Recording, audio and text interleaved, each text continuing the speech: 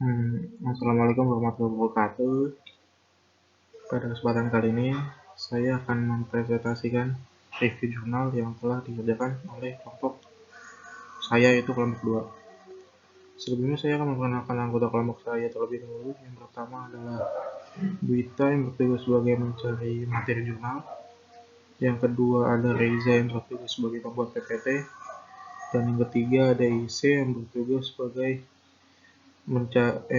untuk mencari materi bersama dengan Dita. Dan yang terakhir ada saya yang bertugas untuk mempresentasikan jurnal pada kesempatan kali ini.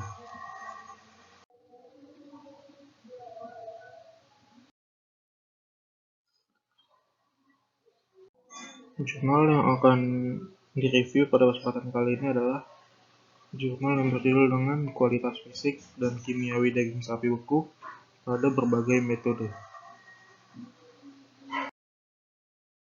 Selanjutnya adalah latar belakang. Latar belakang dari jurnal ini adalah melakukan pengujian pada daging. Daging adalah salah satu bahan pangan yang memiliki nilai gizi yang tinggi tetapi bersifat mudah rusak, sehingga biasanya daging sapi itu disimpan pada suhu yang rendah atau dibekukan. Pembekuan pada daging sapi sudah banyak dan sudah lama dilakukan oleh masyarakat untuk menjaga mutu dari daging. Daging beku yang ingin segera diolah biasanya akan dilakukan tawing. Tawing adalah proses pencairan bahan yang telah dibekukan sebelum dilakukan pengolahan.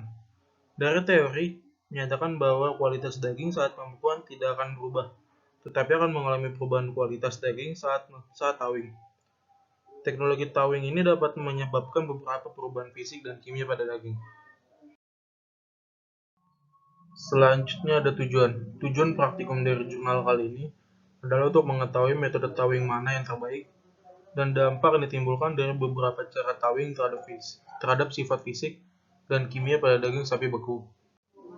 Bahan-bahan yang digunakan pada penelitian yang dilakukan pada jurnal, yang pertama daging sapi bagian paha belakang, yang kedua ada kertas, selanjutnya ada larutan buffer pH 4 dan 7 untuk JPH, yang selanjutnya ada tisu, dan yang terakhir ada plastik.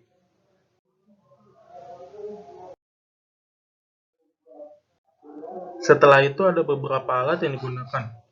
Yang pertama ada timbangan analisis, selanjutnya pinset, karper press, termometer bimetal, planimeter, panci, pisau, Warner Bladzer, korer, pH meter, freezer, refrigerator, tabung reaksi, cawan Petri, jarum OC, inkubator, kompor.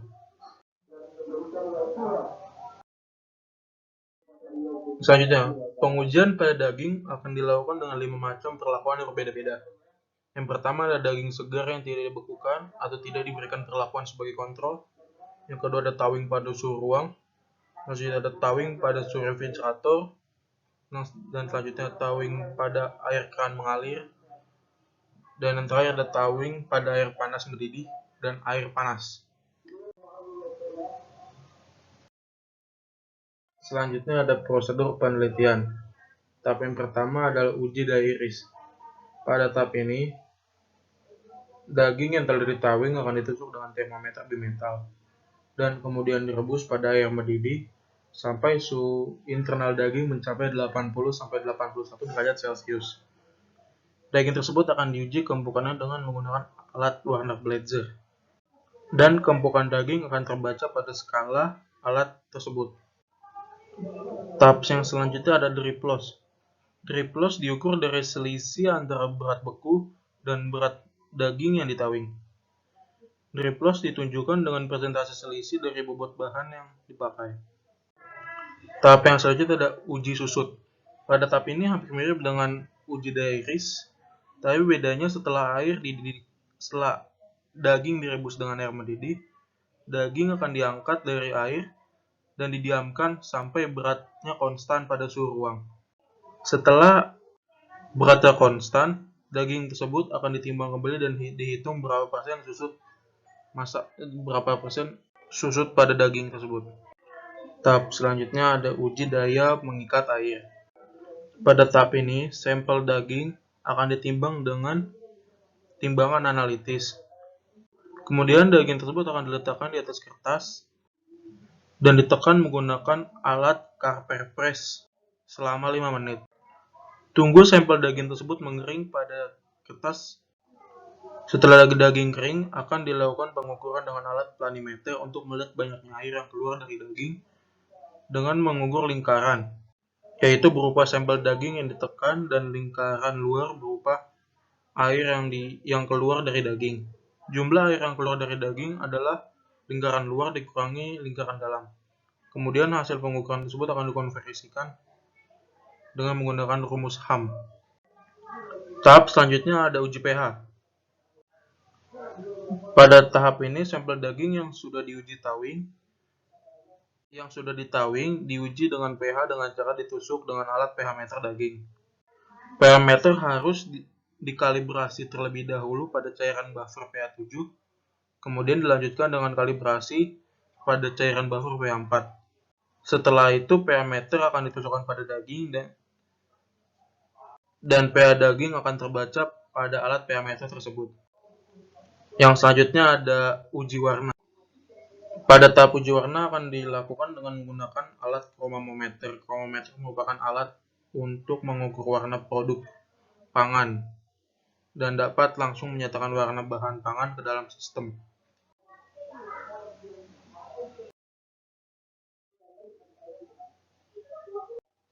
Ya, yang selanjutnya ada uji kadar air, terus uji kadar protein, dan yang terakhir ada menguji kadar lemak pada daging.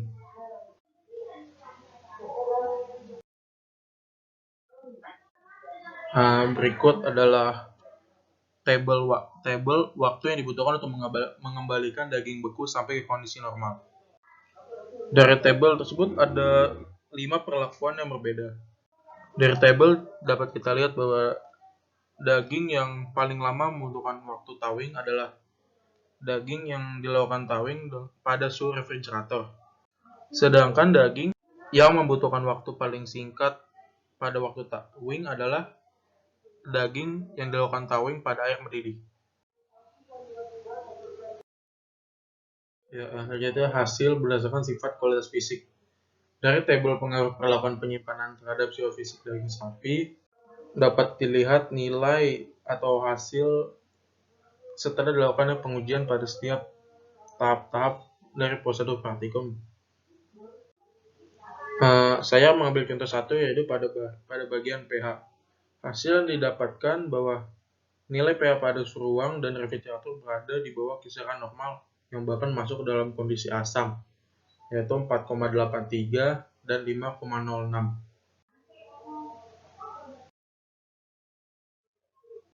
Selanjutnya berdasarkan kempukan daging. Hasil yang diperoleh pada kepercayaan 95%, semuanya sama dengan nilai kempukan lebih dari nilai 7 untuk nilai kempukannya. Selanjutnya pada uji susut, hasil yang diperoleh dengan beberapa metode tidak jauh berbeda dengan kontrol. Susut yang paling rendah adalah pada air panas. Selanjutnya, daya mengikat air atau DMA. Hasil yang didapatkan tidak jauh berbeda dengan daging segar. DMA daging segar lebih tinggi dibandingkan daging beku yang ditawing. Hasil yang selanjutnya ada sifat kualitas kimia. Pada tabel 3 atau pengaruh perlakuan penyimpanan terhadap sifat kimia daging sapi, dapat dilihat dari tabel tersebut nilai-nilai dari kadar air, protein, dan lemak yang diperoleh dari penelitian dilakukan pada setiap perlakuan. Dari uji kadar air, hasil yang diperoleh bahwa kadar air segar dan kadar air beku yang sudah ditawing menunjukkan tidak jauh berbeda. Pada pengujian kadar protein, hasil yang diperoleh bahwa proses thawing pada daging beku tidak jauh berbeda dan proses pembekuan sendiri tidak terlalu berpengaruh terhadap kadar protein daging. Yang selanjutnya ada uji kadar lemak. Hasil yang diperoleh bahwa kadar lemak daging yang melalui proses thawing tidak jauh berbeda dengan daging segar. Hasil yang didapatkan keduanya mempunyai kadar lemak yang rendah karena daging yang digunakan dari sapi yang masih muda.